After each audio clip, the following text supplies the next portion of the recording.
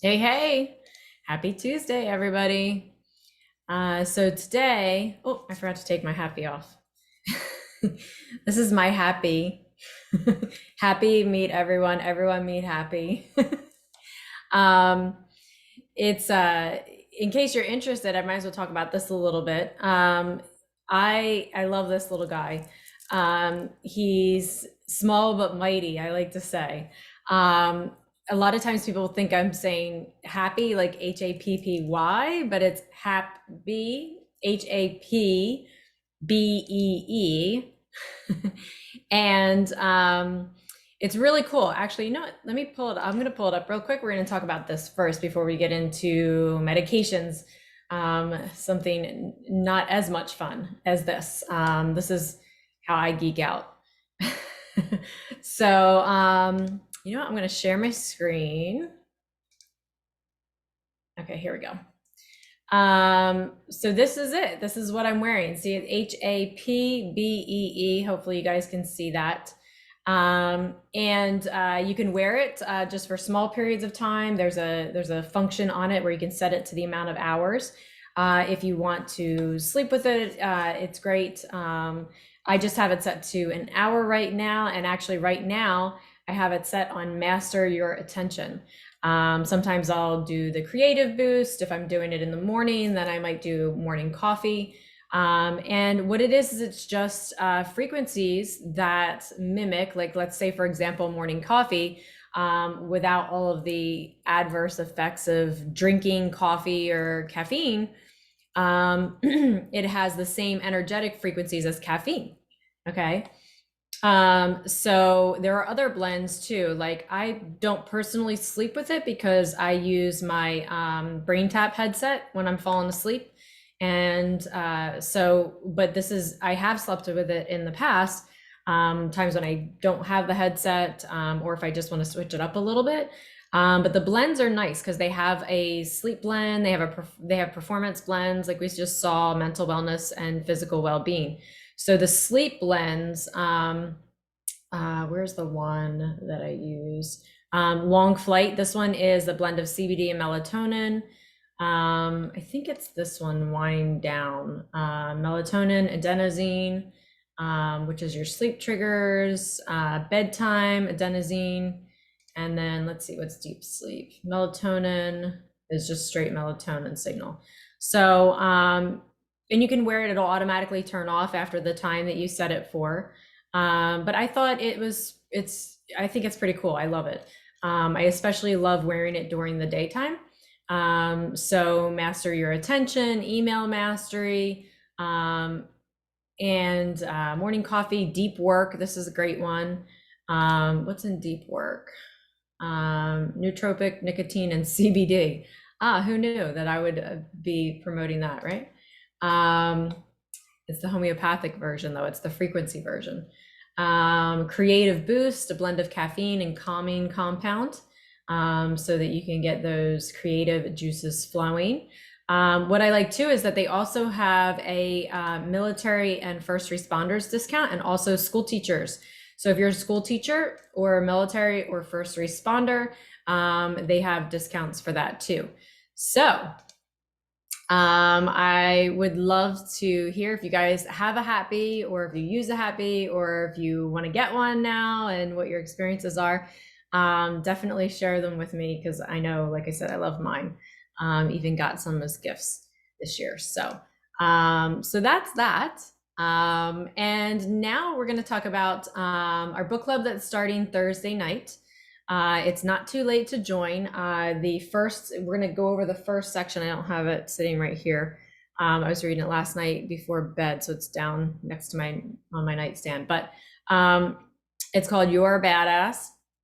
And that is starting Thursday night, 7:45. There's links in the description. Actually, I should probably pin a link here. If anybody wants to join it, we're going through the first section. The chapters are really quick and really short, and easy to read chapters. So it's not too late to jump in on that one. We just finished up the Gap in the Gain. And the next one is You Are a Badass. So looking forward to that one. Now, let's get into the Might of An. Oh, Jamie, you love that book? Yeah? Good. I actually hadn't read it before I recommended it or decided to do it for the book club. I just knew that so many people had recommended it, so I was like, "Oh, this must be good because so many people love it." And so I decided to do it for that. And when I started reading it, I thought, it aligns perfectly with where we were, what we were already discussing in the book club prior to that. So it should be fun and very helpful. We're always working on that mindset piece, right? To make sure that we're learning and growing in that area, because that's really the foundation for all these other experiences that we have, how easily or how well we're able to transform in other ways, whether it be our health, our finances, our career. It's all our mindset is where everything else grows. It's like the trunk of the tree. It's mind, body, and soul. You can't just eliminate one of those pieces and get the same results. So we want to make sure that we're coming from strong belief systems, strong sense of values and identity, and making sure that those are as healthy as they can be. We're always learning and growing in those areas, right? It's never like we've never arrived in that area. There's always ways to expand and grow, and that's the exciting part. So it's great to be able to do things like that and have those conversations with other people that are looking to learn and grow in the same ways. So it's exciting for me. Okay, so let's talk about medications. So there is a time and a place where sometimes, medications are necessary. So, but the key is being aware of how they impact other areas and other functions in the body, right? So I fine print. I'm not a medical doctor. This information is not intended to treat or diagnose any condition or disease. And any management of your medication should be between you and your medical doctor.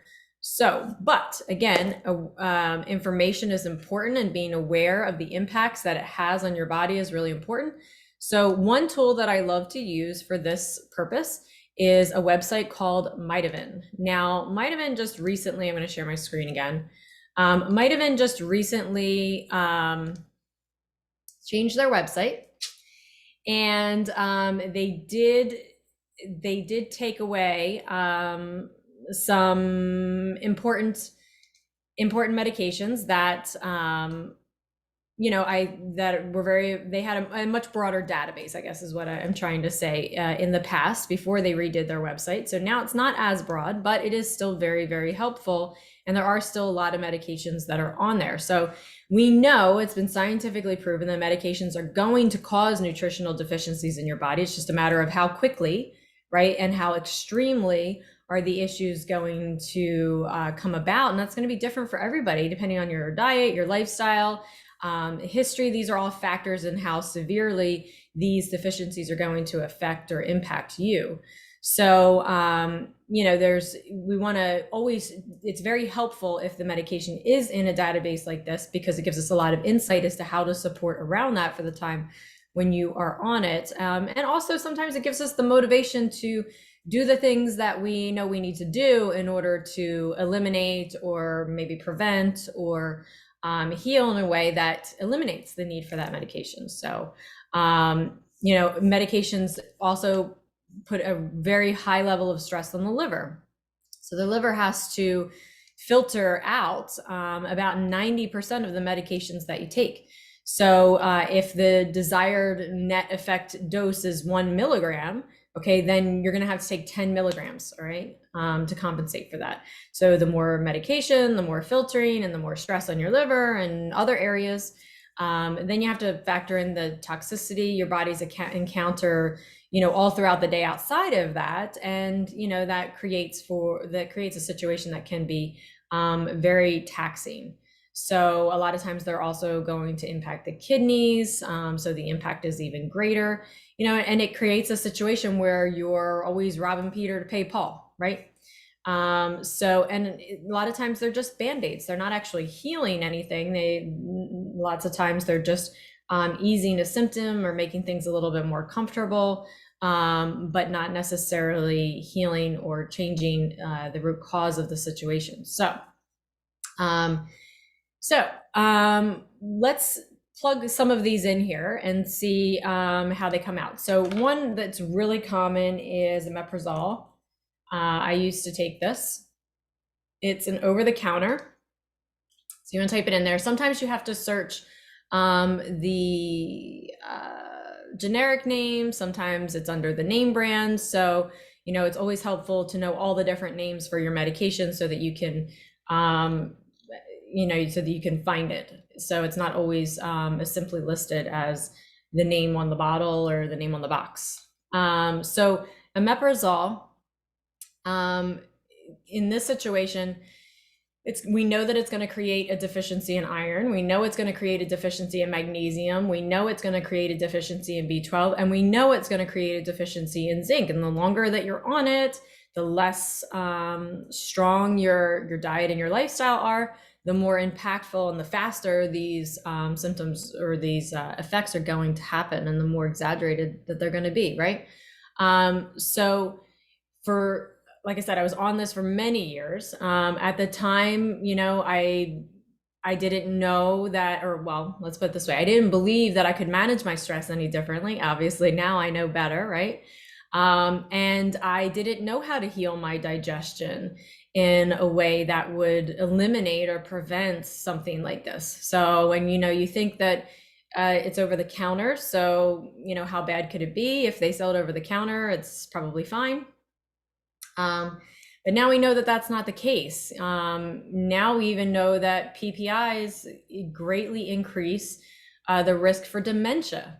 So that's huge. I'm going to put a link to that study in here real quick, in case I know some people are interested in reading things like that. You know what? I'll put in the website for Midevin too. This way you can play around with that and see if your medications are in there. Another really common one, let's try Xanax. So I was on this one for quite a while too. Let's see what comes up for Xanax. Glutathione. Glutathione is very, very, very important in being able to detoxify, okay? And you can hit read more, and it takes you to the link to the study. It tells you about the study. And that's really helpful in understanding how these things function in the body. Melatonin, it will decrease the amounts of melatonin, create a deficiency there. So, being aware of these things doesn't mean that if you're on Xanax, you go out and supplement melatonin. That's not necessarily the key, but there's a lot of steps before the body gets to making melatonin. A lot of your melatonin is made in your gut. And there's lots of steps before it gets to that place to support around this.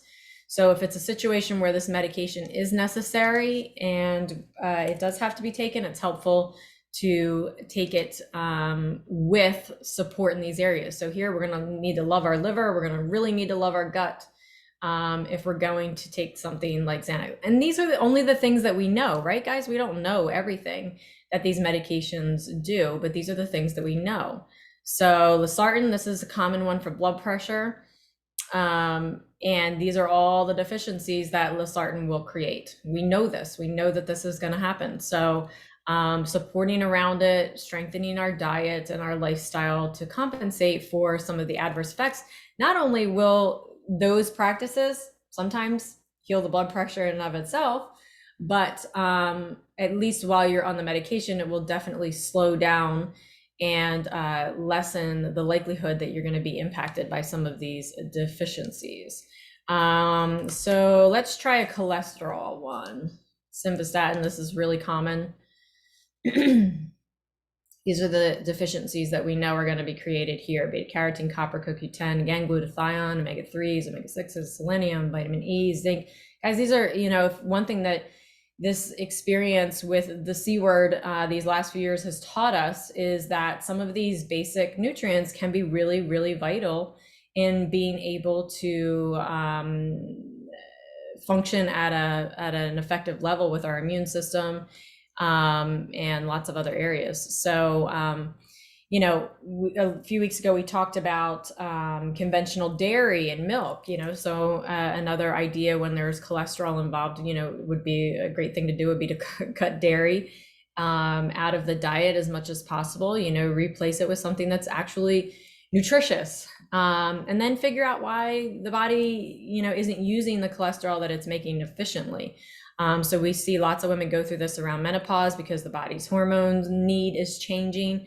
And while the body's learning to adapt, to this new hormone situation, for a short period of time, your cholesterol levels may be higher. This isn't unreasonable. It would be a natural function to have happen. But a lot of times that's when women are put on cholesterol medications. So instead of realizing, okay, this is a short-term effect, allow the body to do what it needs to do, and it's all going to work itself out. And it's not that there aren't ways to support around that in the meantime, but so when awareness is important, and there are ways to support around that and make this work a little bit more efficiently, but it's not necessarily necessary at the time to run right to the extreme. I would encourage you to try some other options too. Another time that you will see cholesterol elevated, if you have blood work done when you're losing weight. So if you're losing weight at a fast pace, even if it's just a fast pace for you and you happen to get blood work done, you might find that your cholesterol levels appear to be higher than usual. And sometimes that, when, again, this is a short-term situation, you don't necessarily want to go on a long-term medication that's going to create all these issues in the body if it's not absolutely necessary. So maybe worst case scenario, or maybe a more efficient solution for the short term, maybe slowing down the weight loss, taking it a little slower. That might be something that would be important for that person if that's the case. So we really want to try to prevent this stuff, right?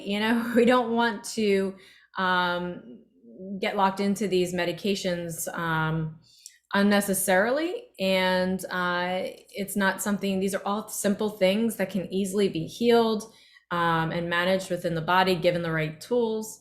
And sometimes we need to detoxify a little bit. Sometimes we just need to, flood the body with nutrients and give it some love there. Sometimes there's some TLC lifestyle wise that can be done. So all of these factors are really important.